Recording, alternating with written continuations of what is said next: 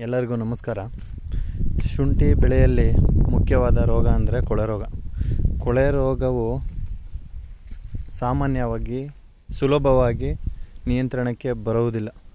ಹಾಗಾಗಿ ಹೊಸದಾಗಿ ಬಂದಿರುವಂಥ IALನ ನ್ಯೂಟ್ರಿಕಿಟ್ ಎಂಬ ಕಿಟ್ಟು ಯಾವ ರೀತಿ ಕೆಲಸ ಮಾಡಿದೆ ಮತ್ತು 105 ದಿನದ ಶುಂಠಿ ಬೆಳೆಯು ಯಾವ ರೀತಿ ಬಂದಿದೆ ಬೆಳೆದಿದೆ ಅನ್ನೋದನ್ನು ನೋಡ್ಬೋದು.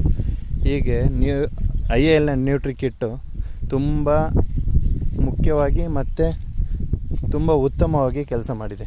ಈ ಬಯೋಕಿಟ್ಟನ್ನು ಉಪಯೋಗಿಸುವ ರೀತಿ ಎಂದರೆ, ಹೀಗೆ ವೆಂಚುರಿ ಮಾಡಿಕೊಂಡು ಡ್ರಮ್ನಲ್ಲಿ ಮಿಕ್ಸ್ ಮಾಡಿಕೊಂಡು ಪ್ರತಿ ದಿನವೂ ಅಥವಾ ವಾರಕ್ಕೊಮ್ಮೆ ಅಥವಾ 3 ದಿನ 4 ದಿನಕ್ಕೊಮ್ಮೆಗೆ ನೀಡುತ್ತಿದ್ದರೆ ತುಂಬ ಉತ್ತಮವಾದ ಬೆಳೆ ಮತ್ತು ಯಾವುದೇ ರೋಗಗಳು ಬರುವುದಾಗೆ ಕಂಟ್ರೋಲ್ ಆಗುತ್ತದೆ. ಇದು ಬೇಕಾದವರು ಸಂಪರ್ಕಿಸಬಹುದು, ಇವರಲ್ಲಿ ದೊರೆಯುತ್ತದೆ. 8970 550 146. ಧನ್ಯವಾದ.